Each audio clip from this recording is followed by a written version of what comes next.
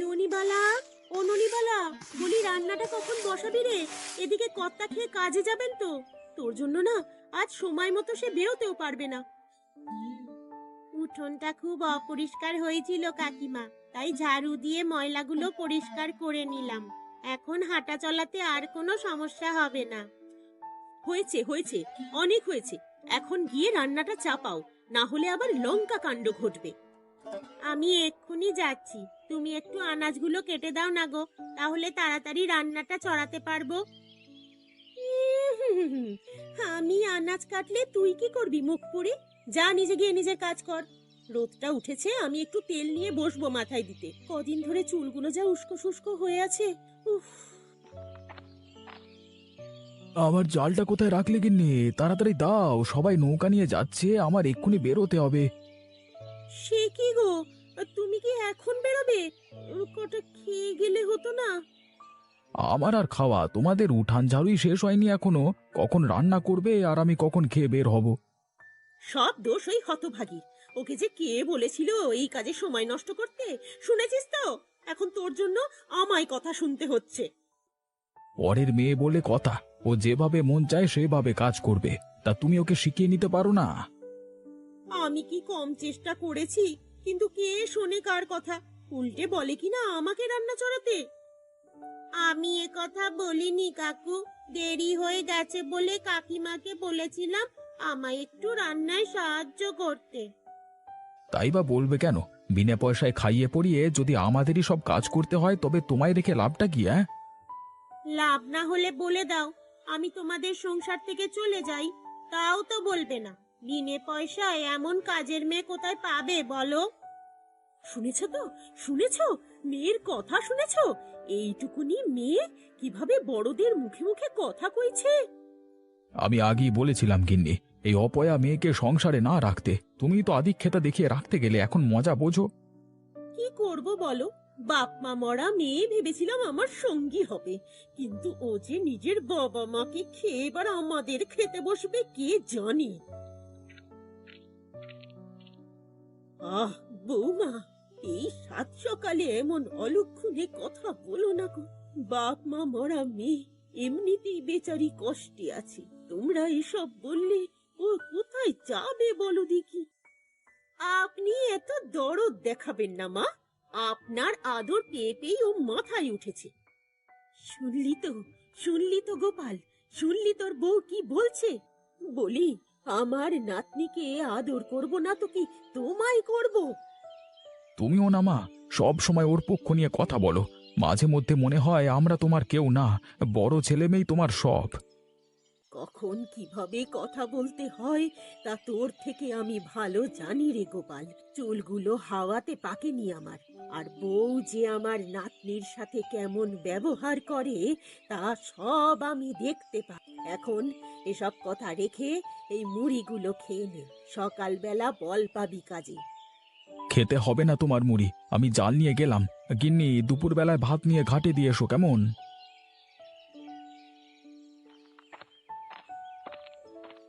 ও কাকিমা, কাকা যে রাগ করে চলে গেল গো। সব হয়েছে তোর জন্য। আজ যদি আমার সংসারে আগুন লাগে তবে চুলের মুঠি ধরে তোকে বাড়ি থেকে বের করব।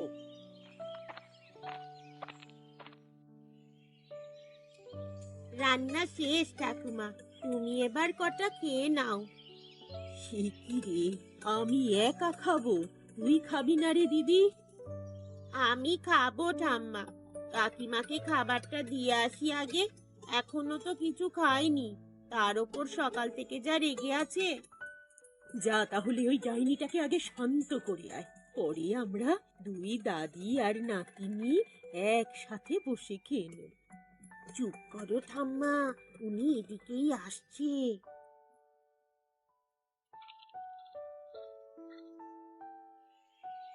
কি কি কথা হচ্ছে দাদি আর নাতনি মিলে ফিসফিস করে? হ্যাঁ, ষড়যন্ত্র হচ্ছে বুঝি? কি যে বলো না তুমি, জলে থেকে কি কুমিরের বিরুদ্ধে ঝগড়া করা যায়? বলছিলাম তোমাকে খাবার দিয়ে আস।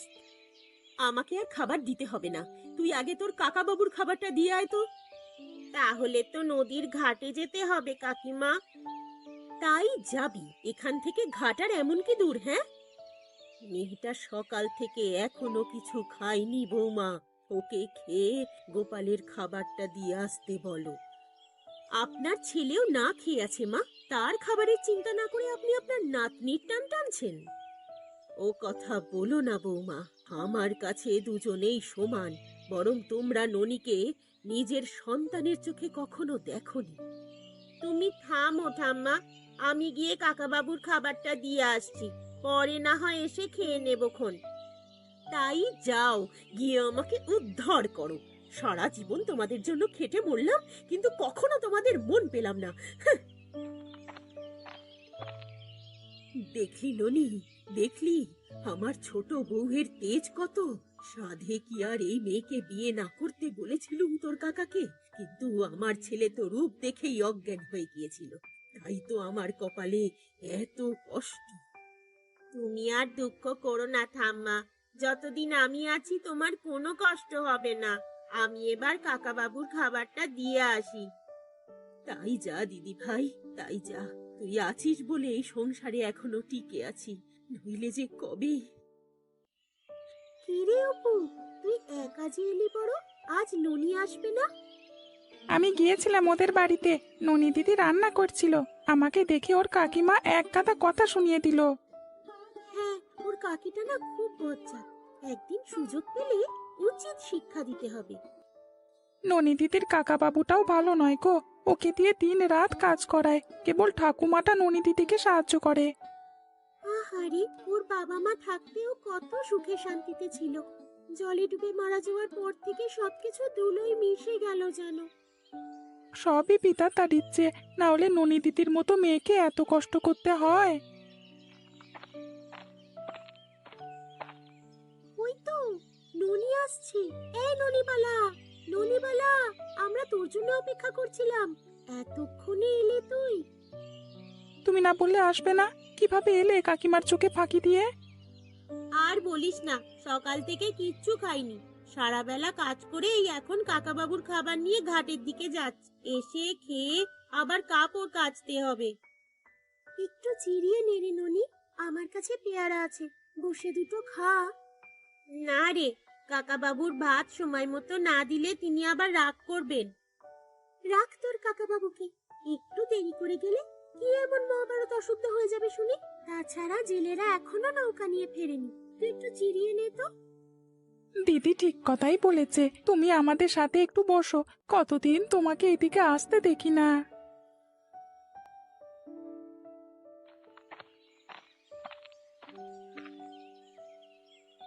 গিন্নি, আরে ও গিন্নি, কোথায় গেলে শুনি? কোথায় গেলে?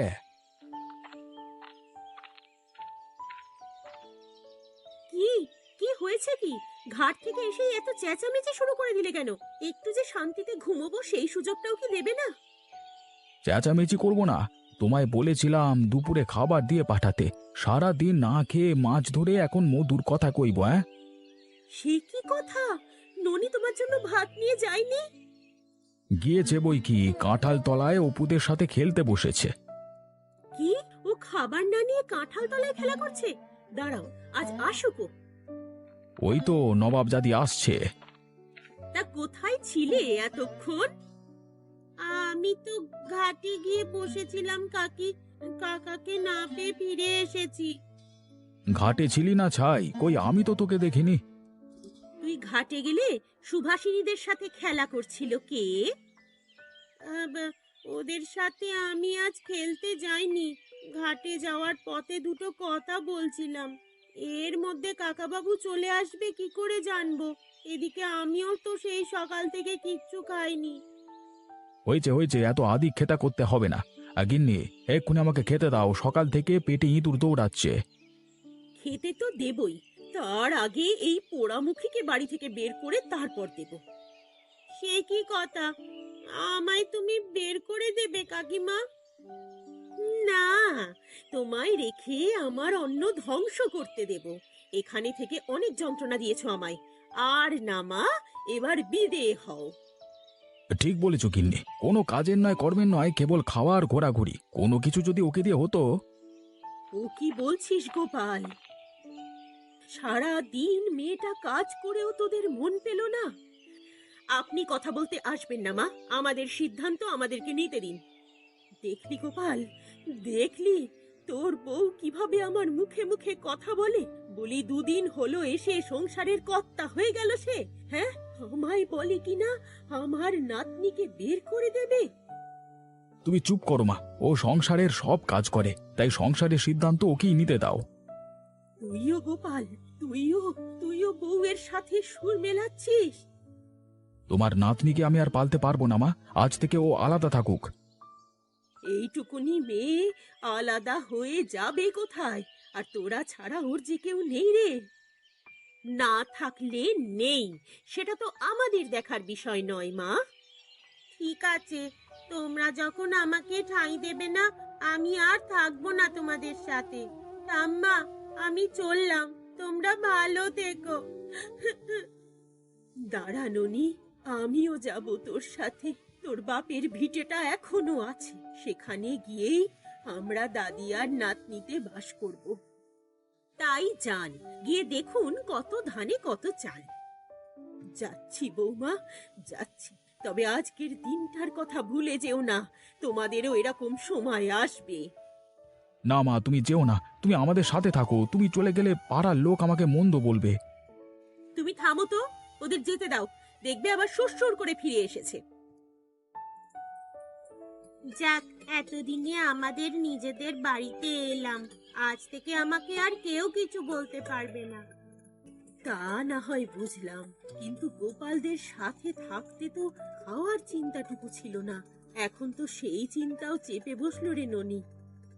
ও নিয়ে তুমি চিন্তা করো না ঠাম্মা, আমি নদীতে মাছ ধরবো, সে মাছ বিক্রি করেই আমাদের সংসার চলবে। না না দিদি ভাই, ও কাজ তুই পারবি নে। নদীতে মাছ ধরা কি আর মেয়ে মানুষের কম্ম? ছেলেরা যদি পারে, মেয়েরা কেন পারবে না ঠাম্মা? তুমি বাবার ছেঁড়া জালটা আমায় সেলাই করে দিও, আমি কাল থেকে মাছ ধরে নিয়ে আসব। ঠিক আছে বাছা, তুই যখন বলছিস আমি আজই তোর জালটা সেলাই করে দিচ্ছি। এবার চল, কটা ভাত ফুটিয়ে খেয়ে নি। ভাত যে ফোটাবো, চাল কোথায় পাবো? চাল নেই না, তবে তোদের গোলায় কটা ধান দেখেছিলাম, সেই ধান ভেনে চাল করবো খন। মায়ের মুখে শুনলাম ওরা নাকি তোমাদের বের করে দিয়েছে, তাই শুনে কটা চাল ডাল নিয়ে এসেছি। ভালো করেছিস রে, আমাদেরও খাবারের কিছু ছিল না, উপায়ন তো না দেখে ধান ভানতে বসবো ভাবছিলাম। তা তোর হাতে কি দাদু ভাই? তোমাদের জন্য ক্ষেতের সবজি এনেছি ঠাকুমা। শুনেছি তোমরা সকাল থেকে কিছু খাওনি, এগুলো রেঁধে কটা খেয়ে নাও। বেশ বেশ, আমি এক্ষুনি চাল ডাল আর সবজি দিয়ে খিচুড়ি চড়াচ্ছি, তোরাও খেয়ে যাবি কিন্তু। না ঠাকুমা, আজ আমরা যাই, অন্যদিন এসে তোমাদের হাতে খিচুড়ি খাবো। তা ননি, চলে এলি যে, এখন তোরা সংসার চালাবি কি করে? টাকা পয়সা কি কিছু এনেছিস? আর টাকা পয়সা, সারা বছর মেয়েটাকে খাটিয়েই মেরেছে, একটা পয়সাও দেয়নি। যা হওয়ার হয়েছে, সেই নিয়ে আফসোস করে আর লাভ নেই। ভাবছি কাল থেকে জাল নিয়ে মাছ ধরবো, তা বিক্রি করে যদি কটা টাকা আসে। বেশ তো, আমরাও না হয় তোমার সাথে মাছ ধরতে গেলাম। না না, তোদের আর মাছ ধরতে হবে না, আমাদের এইটুকু সাহায্য করেছিস, এই ঢের। বাড়ি, তুই একা একা মাছ ধরবি আর আমরা দাঁড়িয়ে দাঁড়িয়ে দেখবো? তা হয়, আমরাও তোকে সাহায্য করব। বেশ তো, তাহলে তোরা একসাথে না ধরিস। সে কাল দেখা যাবে, এখন চলো রান্না চাপাই, খুব খিদে পেয়েছে। সেই ভালো, খেয়ে বিশ্রাম নে, আমরাও বাড়ি যাই, এদিকে সন্ধে হয়ে এলো প্রায়। আমি নদীতে জাল ফেলছি অপু, তোরা ঝুড়ি নিয়ে দাঁড়া। আমিও তোকে সাহায্য করি ননি, তুই একা টেনে তুলতে পারবি না।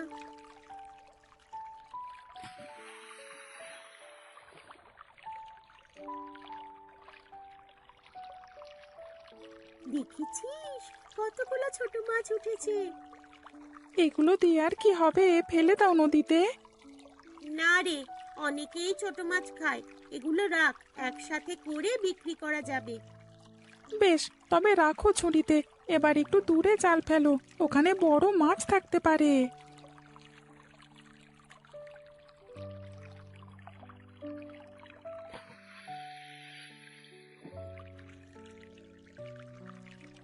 আবার ছোট মাছ, এখানে দেখছি বড় কোনো মাছ নেই। তাই বা মন্দ কিসে, আমাদের এই ছোট মাছেই চলে যাবে। হ্যাঁ রে, প্রথম দিন বড় মাছের আশা করাটাও বোকামি। আনকোড়া হাত, তাছাড়া জালটাও তো সুবিধের নয়। এ মাছ বিক্রি করে টাকা জমিয়ে ভালো জাল কিনলে বড় মাছ ধরা যাবে। তাই করব, আগে তো মাছ ধরি। হ্যাঁ হ্যাঁ, নিয়ে অপু, মাছগুলো তুলে নিয়ে যা। আরো কয়েকবার জাল ফেলে দেখি কেমন মাছ ওঠে।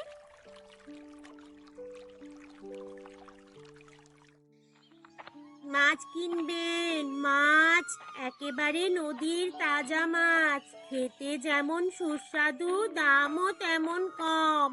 মাছ লাগবে গো, মাছ।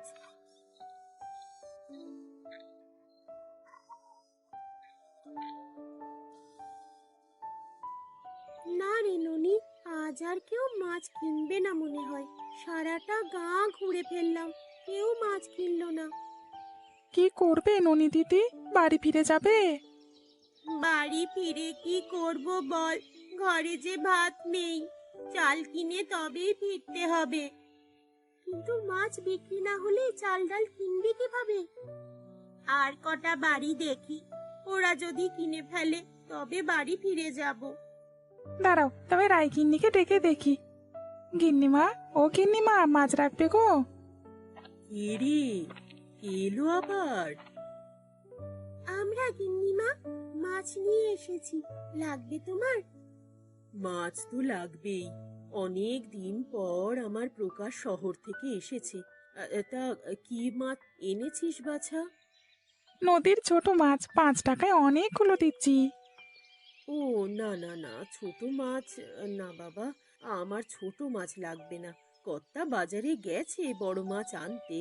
আহ, ছেলের পাতে কি ওই মাছ দেওয়া যায়? কে এলো মাছ নিয়ে? আরে ও পাড়ার কটা ছোট ছোট ছেলে মেয়ে মাছ নিয়ে এসেছে। আরে বাবা, এ তো দেখছি নদীর ছোট মাছ, ছোটবেলায় কত খেয়েছি। হ্যাঁ রে, তুই গিয়ে সেই নদী থেকে ধরে আনতিস আর আমি চচ্চড়ি রেঁধে দিতাম। দাও না গো মা, আজকেও চচ্চড়ি বেঁধে। সে কি বাছা, তুই এই মাছ খাবি? কেন খাবো না? এ মাছ তো শহরে পাওয়া যায় না মা। শহরের মানুষ এসব গাঁয়ের নদীর ছোট মাছের জন্য হাহাকার করে। তাই নাকি? শহরের মানুষ এসব মাছের জন্য পাগল? হ্যাঁ, সেখানে নদীর ছোট মাছ পাওয়াই যায় না। তোমরা যদি কোনোভাবে শহরে যেতে পারো তবে অনেক দামে বিক্রি করতে পারবে। না না বাবু, আমার দাম লাগবে না, যা আছে তাতেই হয়ে যাবে। বেশ, তবে মাছগুলো আমায় দিয়ে দে, কর্তা এলে টাকা নিয়ে যাস। এই নাও মাছ, আমি সন্ধেবেলা এসে নিয়ে যাব।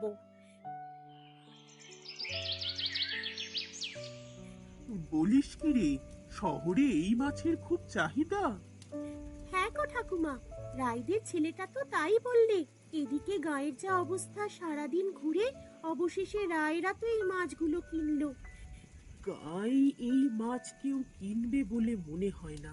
এসব ছোট মাছ হাত বাড়ালেই পাওয়া যায়। এখন উপায়, মাছ বিক্রি করতে না পারলে যে আমাদের সংসার চলবে না। হয় একটাই, তোকে শহরে গিয়ে মাছ বিক্রি করতে হবে। শহরে গিয়ে মাছ বিক্রি করব? আমি একা কি পারবো?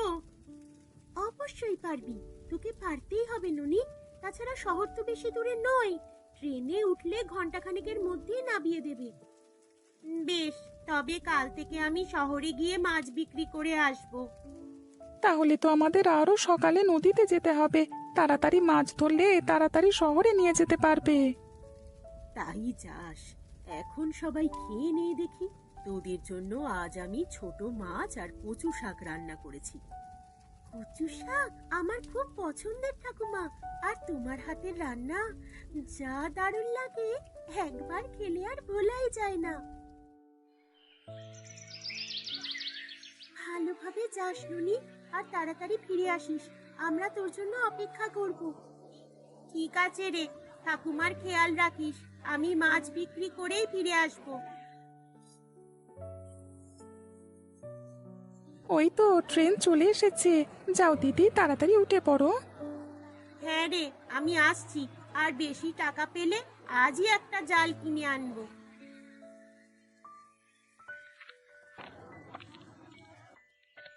মাছ লাগবে, মাছ, একেবারে গাঁয়ের নদীর তাজা মাছ, নিজের হাতে ধরে এনেছি। মাছ লাগবে, মাছ।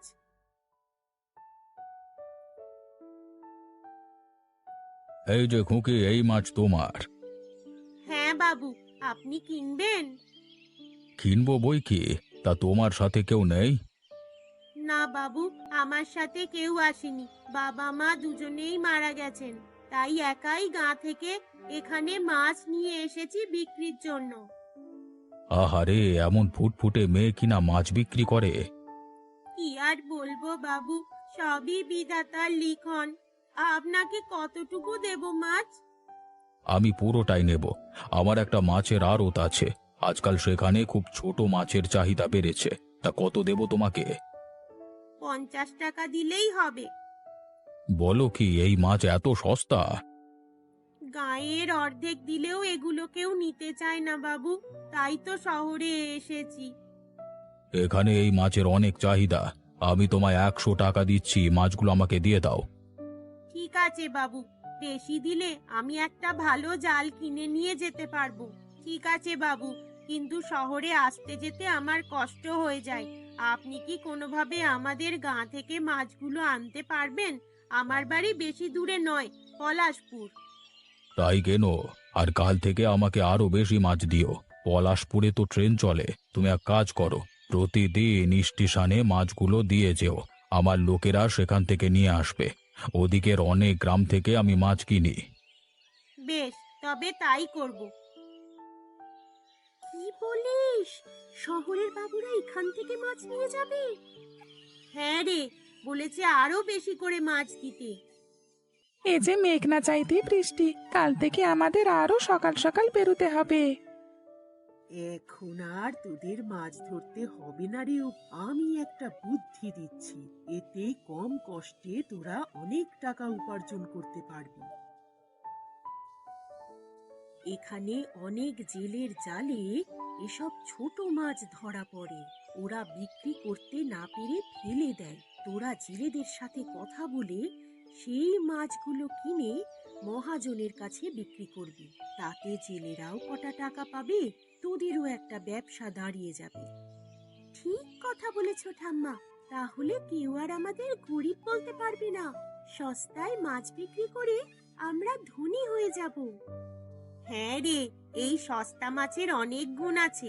এটা দিয়েই আমরা আমাদের ভাগ্য ফেরাতে পারবো। সে ফিরবে খন। এখন সবাই হাত মুখ ধুয়ে খেতে আয় দেখি। আমি তোদের জন্য গরম গরম ভাত আর এই সস্তা মাছের চচ্চড়ি করেছি।